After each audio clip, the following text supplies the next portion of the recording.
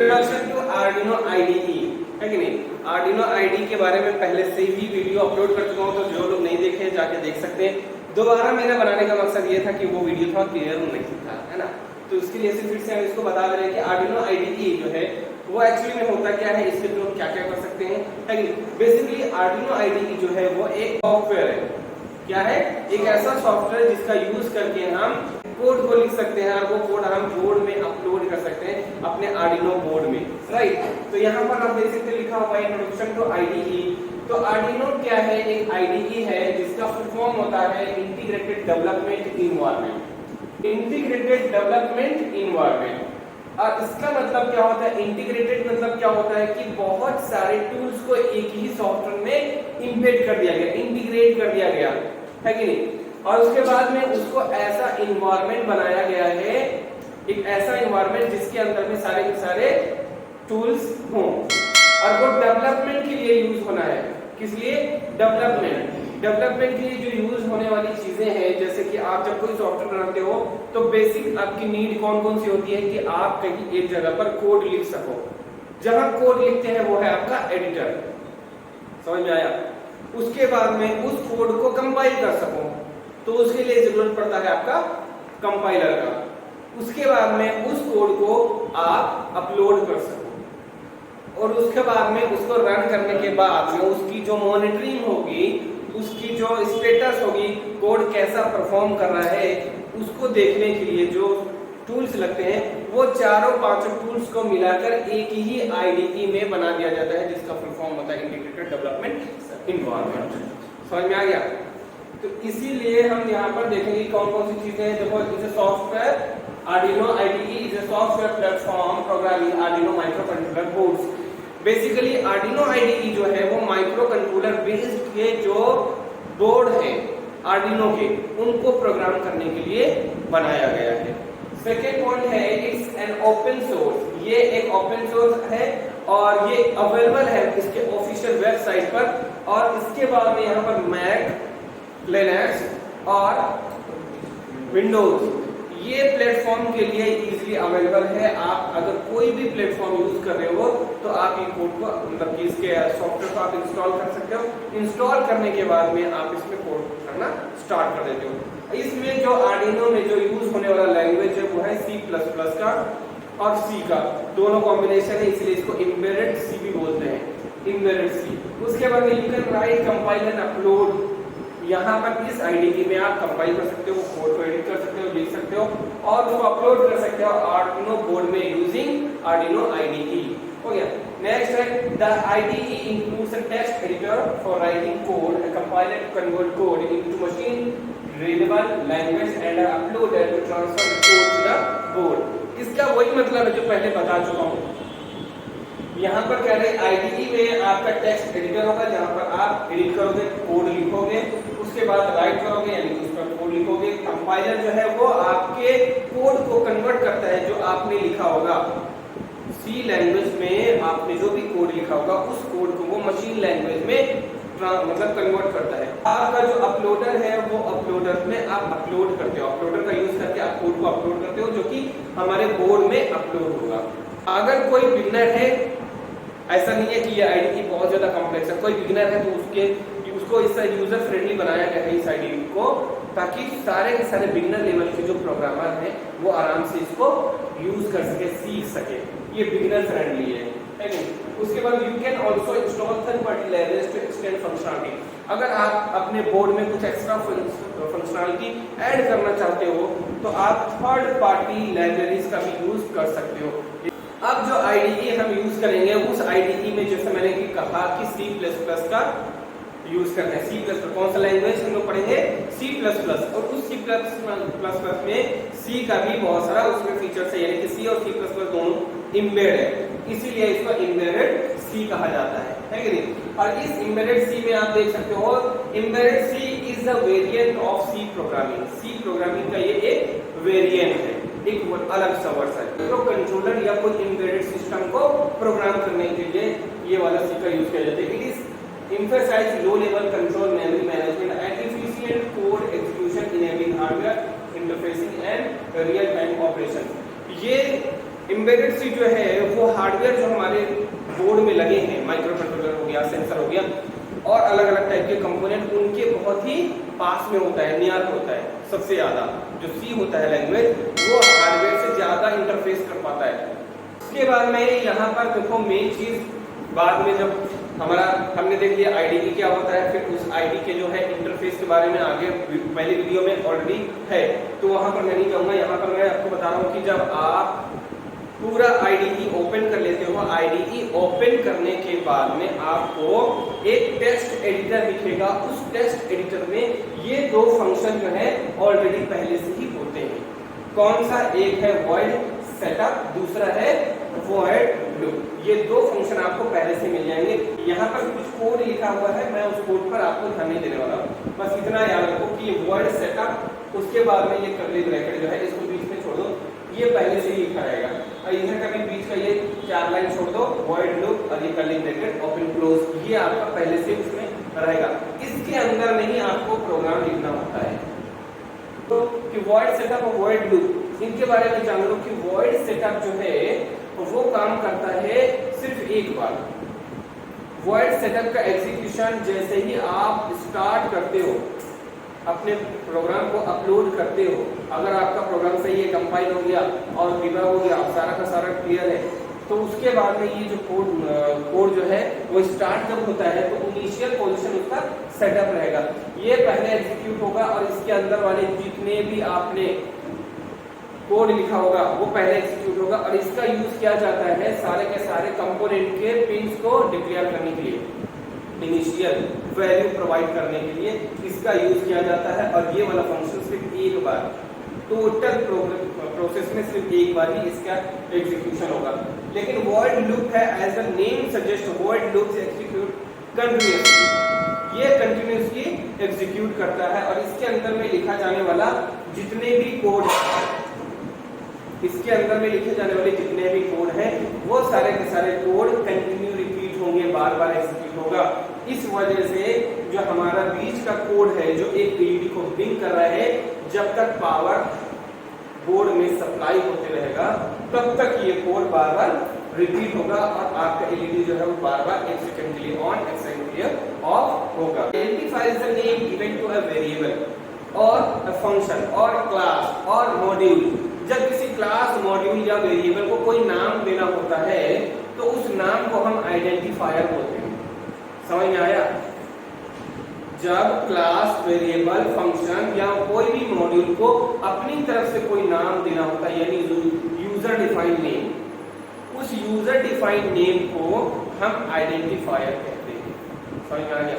और आइडेंटिफायर जो है वो सी में आपका ए से जेड तक स्मॉल लेटर, ए से जेड कैपिटल लेटर और अंडरस्कोर का यूज कर सकते हो।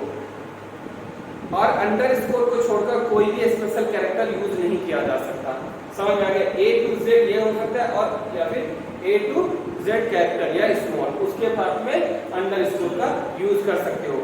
जब आप आइडेंटिफायर बनाओगे, यानी कि वेरिएबल को या फंक्शन को या क्लास को जब कोई नाम दोगे, आइडेंटिफायर जब बनाओगे उसको, तो ये याद रखने की जरूरत है उसमें कि उसके कुछ रूल्स होते हैं। रूल्स ये हैं कि पहले जब आप वेरिएबल बनाओगे या आइडेंटिफायर कोई भी फंक्शन भी बनाओगे, क्लास का नाम भी अगर खुद से आप देना चाह रहे हो तो वो क्लास का नाम या तो यहाँ से स्टार्ट होगा, कैपिटल कोई भी लेटर हो सकता है फर्स्ट में, या फिर स्मॉल कोई भी लेटर हो सकता है फर्स्ट में, या फिर अंडरस्कोर फर्स्ट में हो सकता है। उसके अलावा और कुछ नहीं होगा। उसके बाद में आप 0 से लेकर 9 डिजिट का कोई भी इंटीजर वैल्यू आप डाल सकते हो, इंटीजर नंबर आप सेट कर सकते हो। लेकिन अगर आपने पहले वेरिएबल बनाने के पहले अगर आपने 0 से स्टार्ट किया या 9 से या फिर 7, 5 कोई भी इंटीजर अगर आप नंबर दे रहे हो वेरिएबल बनाने के लिए, तो ये एक्सेप्ट नहीं होता है। बीच में आप दे सकते हो नंबर, वो चलेगा, लेकिन नंबर के अलावा कोई भी स्पेशल कैरेक्टर आप नहीं दे सकते हो। आगे इसके बारे में और अच्छे बात करेंगे। आप नीचे है वेरिएबल। वेरिएबल का अगर हम सिंपल सी बात करें तो वेरिएबल का डेफिनेशन आप ये रख लो कि variable is like a container. एक कंटेनर की तरह होता है, this is used to hold some value of any kind. किसी भी तरह का अगर आप वैल्यू को स्टोर करना चाहते हो वेरिएबल में, हो गया, तो इसको हम वेरिएबल बोलते हैं। वेरिएबल इसलिए बोलते हैं क्योंकि इसका जो वैल्यू है वो कहीं ना कहीं चेंज हो सकता है या हम चेंज करवा सकते हैं। वेरिएबल उसके बाद में है, it must have a data type that defines the kind of data it can store such as int, float, char, etc। और जब कोई भी वेरिएबल आप डिक्लेयर करोगे, अपनी तरफ से बनाओगे, उस वेरिएबल को आप एक नेम दोगे, तो वो वेरिएबल किस टाइप का है और कौन सा डेटा स्टोर करेगा, इसके लिए आप उस वेरिएबल के आगे आपको लिखना पड़ेगा, आपको बताना पड़ेगा कि ये इंट है या कैर है या स्ट्रिंग है या बूलियन है कि नहीं, ये सारा आपको पहले से बताना पड़ेगा। तो यहाँ पर आप देख सकते लिखा हुआ है, it must have data type that defines the kind of data it can store such as int, float, char. आपको बताना पड़ेगा कि उस वेरिएबल में कौन सा डेटा डालना है। उसके बाद में variable should be declared before they are used in C declaration specifies the variables data type and optionally its initial value। अब जो डेटा टाइप है कि नहीं, वो वेरिएबल जो है वो वेरिएबल आप अपने प्रोग्राम में कहीं पर भी अगर आप स्टोर कर रहे हो या उसका यूज कर रहे हो, उस वेरिएबल में कोई भी वैल्यू स्टोर करे तो पहले उस वेरिएबल को डिक्लेयर करना जरूरी है। बिना डिक्लेरेशन का आपका वेरिएबल एग्जिस्ट ही नहीं करेगा। दिस इज लाइक समवन, इसको आप जानते भी नहीं हो और वो आपके घर में अचानक आ जाए और आपके घर में हाथ धो के बस बैठ जाए खाने वाली टेबल पे, तो आप क्या करोगे? आप बोलोगे महाशय आप अपना परिचय दीजिए, आप कौन हैं, आपके चरण हमारे घर में आए, हम धन्य हो गए। लेकिन पहले अपना परिचय दीजिए कि हम आप हैं कौन, है कि नहीं। वैसे ही अगर इस तरह का अननोन कोई भी वेरिएबल जो पहले डिक्लेयर ही नहीं हुआ है, आप उसको जबरदस्ती डाल रहे हो, उसमें वैल्यू स्टोर करवा रहे हो, तो कंपाइलर भी यही बोलता है ना वो भी ये बोलेगा, हे प्रभु पहले आप अपने बारे में कुछ बताइए, आप हैं कौन, है कि नहीं। तो ये जो है वो सिंटैक्स एरर आएगा उसमें कि आप ये गलत कर रहे हो।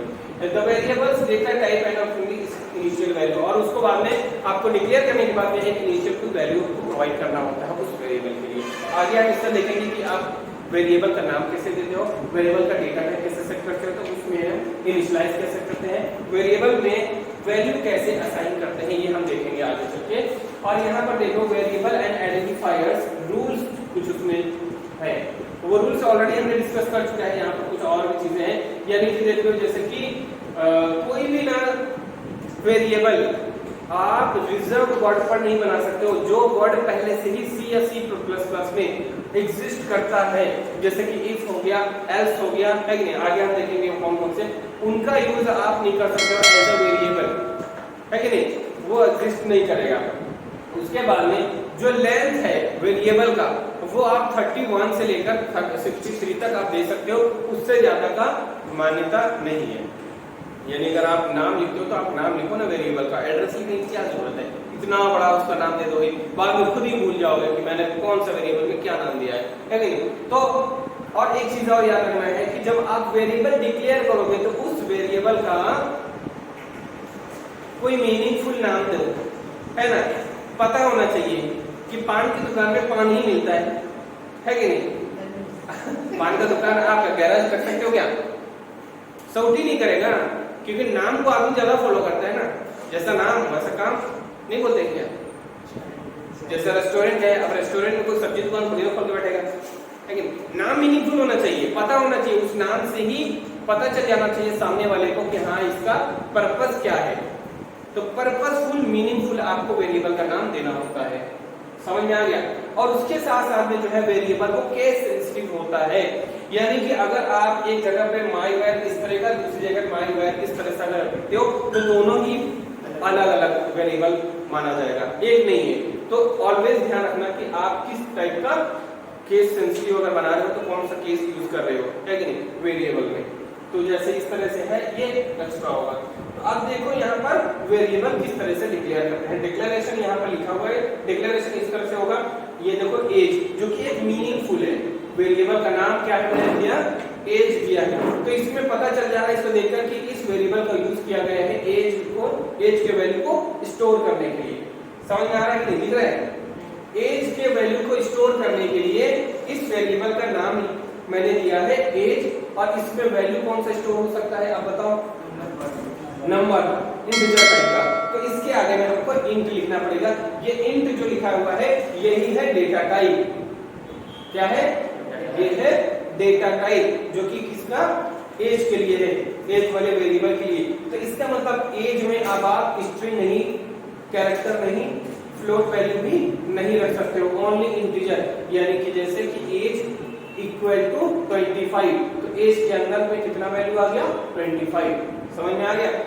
आगे है फ्लोट प्राइस। प्राइस जो है वो भी मीनिंगफुल आपको लग रहा है कि नहीं? ये वेरिएबल भी यहाँ पर अपना नाम भी लिख सकते हो, कोई मैटर नहीं करता, लेकिन कोई मीनिंगफुल होना चाहिए ना। तो प्राइस जो है वो प्राइस एक मीनिंगफुल है। इसको वेरिएबल का नाम सिर्फ पढ़ लेने से ही पता चल जा रहा है कि इसमें जो है प्राइस के बारे में है। और प्राइस किसमें होता है? इंटीजर होता है, इंटीजर भी होता है और फ्लोट भी होता है। जो फ्लोटिंग पॉइंट होता है ना उसमें, जैसे 7.5 रुपया। अब आगे है कैर। अब कैर जो है वो भी एक डेटा टाइप है, और यहाँ पर इनिशियल जो है इसका मतलब कि कोई एक इनिशियल वैल्यू के लिए, सिंगल वैल्यू के लिए इसका यूज किया जा रहा है। तो यहाँ पर जो कैर होता है वो ओनली सिंगल कैरेक्टर को एक्सेप्ट करता है, ओनली सिंगल कैरेक्टर, चाहे वो स्मॉल कैरेक्टर हो चाहे वो कैपिटल कैरेक्टर हो, ओनली सिंगल कैरेक्टर। और वो अल्फा तुम्हारा वो भी हो सकता है, स्पेशल सिंबल भी हो सकता है। यहाँ पर समझ में आ गया? फिर इसका यूज इसलिए किया जाता है, और इनके अलग अलग साइज भी है, उनका अलग अलग रेंज भी है, वो हम लोग बाद में डिस्कस करेंगे। उसके बाद है कीवर्ड। क्या है? कीवर्ड्स और रिजर्व वर्ड। जैसे कि अभी हम बता रहे थे कि वो वैल्यू, मतलब कि वो वर्ड्स जो रिजर्व है पहले से ही, उसको कीवर्ड बोलते हैं, रिजर्व वर्ड बोलते हैं और कीवर्ड भी बोलते हैं। ये हमारे सी और C++ में जो बहुत ज्यादा यूज होने वाले हैं, मैंने यहाँ पर उनके बारे में लिख दिया है। अब ये वाले जो है ये रिजर्व वर्ड भी बोल सकते हो, कीवर्ड भी बोल सकते हो, क्योंकि इनका जो है यूज पहले से ही सी प्रोग्राम में हो रखा है। हम इनका यूज ओनली कर सकते हैं। इसका हम कोई भी नाम कॉपी नहीं कर सकते हैं अपने वेरिएबल या आइडेंटिफायर को देने के लिए। लेट्स सपोज मैं एक वेरिएबल बना रहा हूँ इंट, उसके बाद में लिख दिया इफ। इफ हमारा वेरिएबल होना चाहिए, लेकिन नहीं होगा। किस लिए नहीं होगा? क्योंकि इफ का जो है ऑलरेडी यहाँ पर पहले से मेंशन है। तो यहाँ पर जितने भी कीवर्ड पहले से ही है सी के लाइब्रेरी में, वो आप यूज नहीं कर सकते हो। कौन कौन सी चीजें, जैसे auto, break, case, char, const, continue, उसके बाद enum, extern, float, for, goto, if, int, long, है कि नहीं? ये वाले सब पहले से ही इसके अंदर में है सी लाइब्रेरी में। तो आप इनका ओनली यूज कर सकते हो, क्योंकि इनका पहले से ही पर्पस डिफाइंड है। इसका क्या होगा, इन कीवर्ड से क्या क्या हो सकता है, ये पहले से ही सारा कुछ लिखा जा चुका है सी की लाइब्रेरी में। तो आप इनका यूज ओनली कर सकते हो, लेकिन इसको एज आइडेंटिफायर नहीं कर सकते। किसी को आप नाम नहीं दे सकते, वेरिएबल का नाम नहीं दे सकते हो, फंक्शन का नाम भी नहीं दे सकते हो। वर्ड बेसिकली फंक्शन में यूज होता है। किसमें यूज होता है? फंक्शन में। जो फंक्शन कोई भी वैल्यू रिटर्न नहीं करता है उसके लिए है। आगे हम देखेंगे फंक्शन क्या होता है, सारा कुछ समझेंगे यार, ये जानना जरूरी है। Void represent an empty data type often used for functions that do not return a value। जो कोई भी वैल्यू रिटर्न नहीं करता है, ऐसे फंक्शन में हम void कीवर्ड का यूज करते हैं, void डेटा टाइप का। उसके बाद में है कैर। ये कैर क्या करता है? It represent a single character.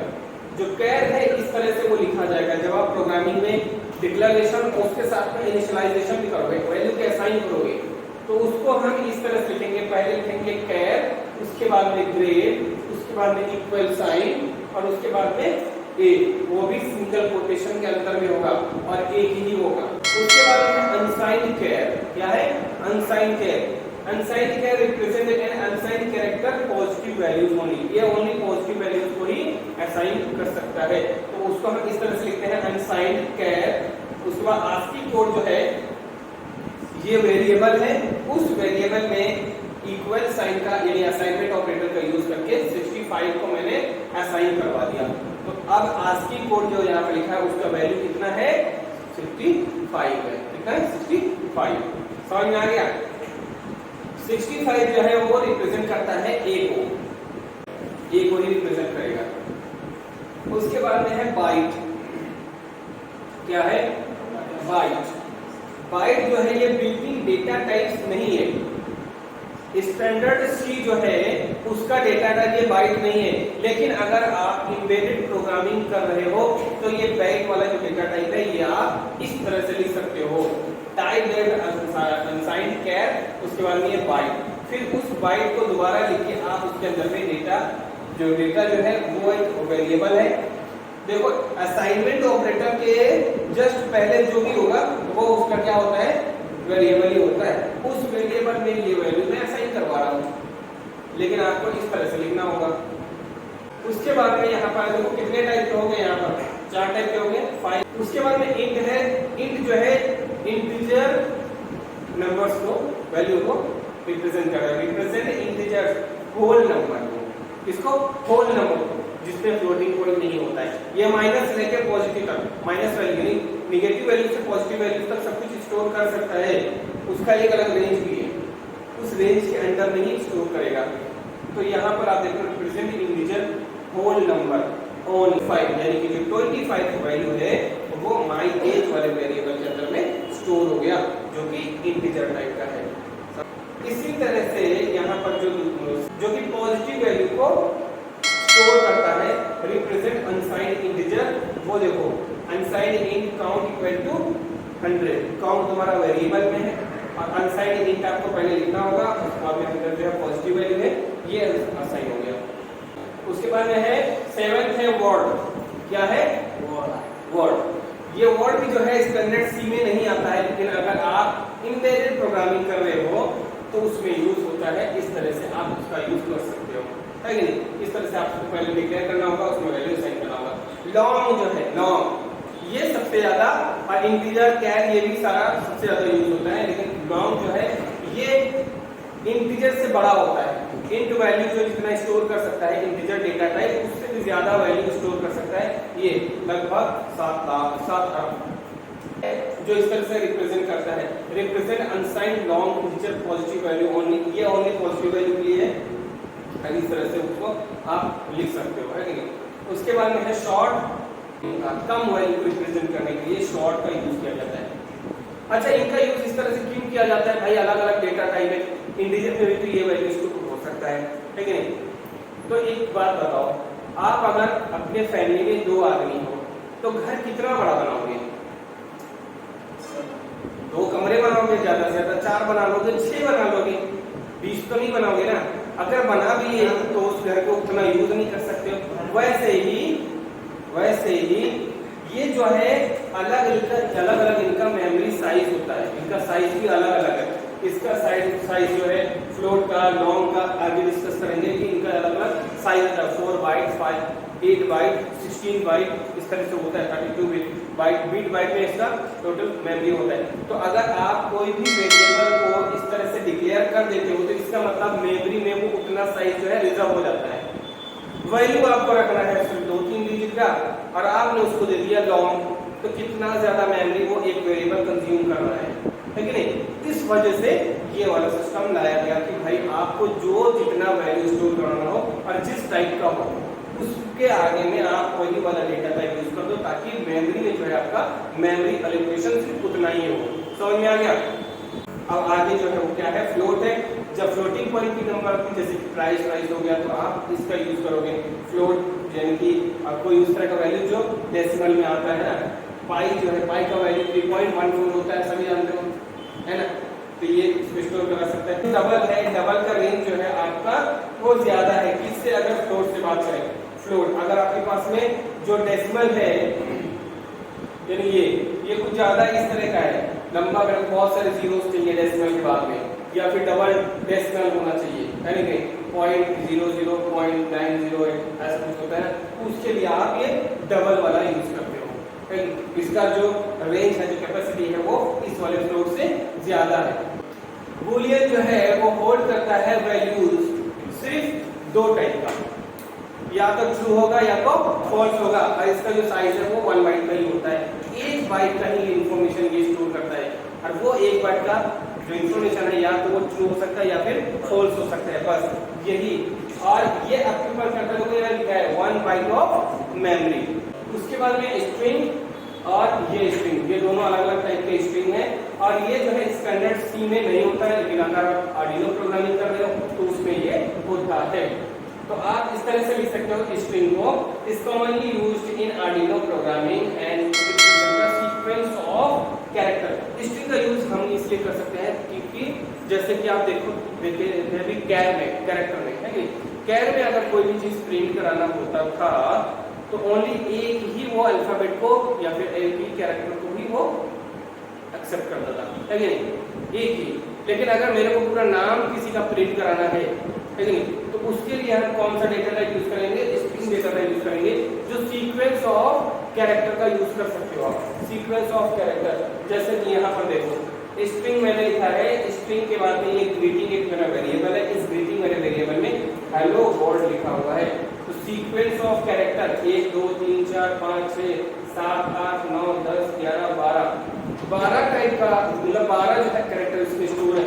अगर आप यहाँ पर स्पेस देते हो या फिर टैब भी देते हो तो तब भी ये क्या उसको एक कैरेक्टर मानता है। तुम्हारा स्पेस भी एक कैरेक्टर है, टैब भी एक कैरेक्टर है, समझ में आ गया।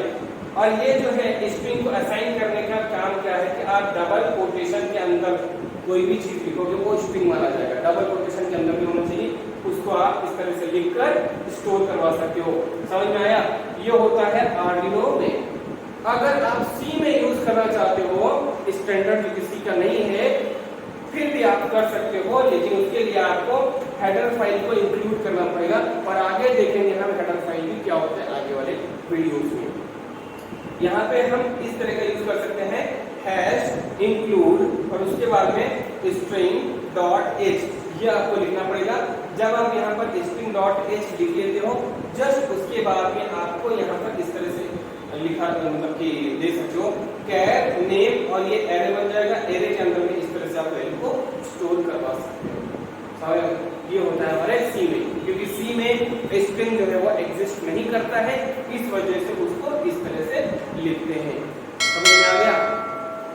तो उम्मीद करता हूँ आप लोगों को ये सब बहुत ही ज्यादा क्लियर हुआ होगा। अगर इसको क्लियर नहीं हुआ है तो वो वीडियो देखेगा, वीडियो देखने के बाद में कमेंट करेगा, और ज्यादा से ज्यादा हमारे वीडियो को आप लाइक शेयर कमेंट जरूर करें, चैनल को सब्सक्राइब करें। ठीक है, मिलते हैं अगले वीडियो में, तब तक के लिए धन्यवाद।